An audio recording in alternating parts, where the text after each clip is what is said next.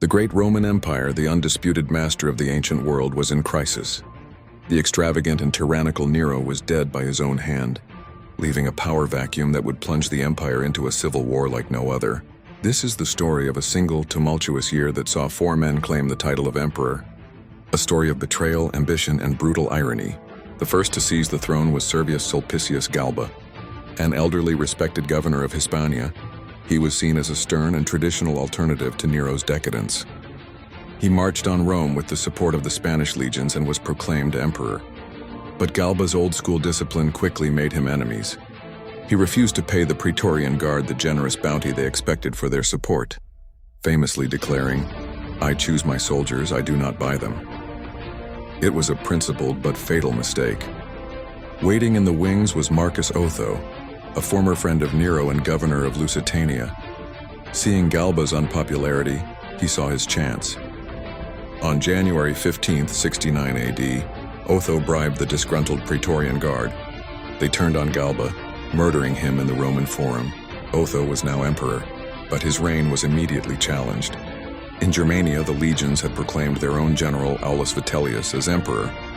Vitellius's 2 powerful armies were already marching toward Italy. Otho's and Vitellius's forces clashed at the First Battle of Bedriacum. Despite being outnumbered, Otho's troops fought well, but were ultimately defeated.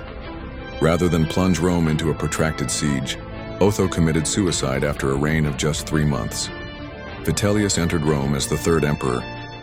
His rule became synonymous with gluttony and excess. He hosted legendary multi-day banquets while the empire's finances drained. But his feasting was about to be interrupted. In the east, the general Flavius Vespasian, who was commanding the war against the Jewish revolt, was hailed as emperor by the legions of Egypt and Judea. Vespasian was a no-nonsense general from a humble background. While he secured Egypt's grain supply, his allies in Europe marched on Italy. They defeated Vitellius's army at the Second Battle of Bedriacum and sacked the city of Cremona.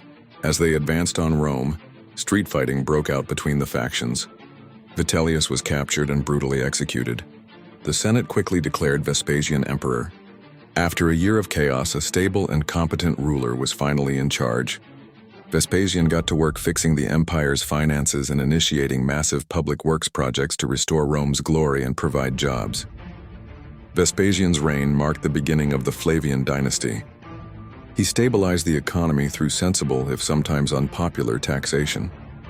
His famous motto was "Money does not smell, pecunia non olet," defending his decision to tax even urine collected from public latrines, which was used in tanning and laundering. This focus on practical revenue funded his ambitious building programs, which would be completed by his sons Titus and Domitian.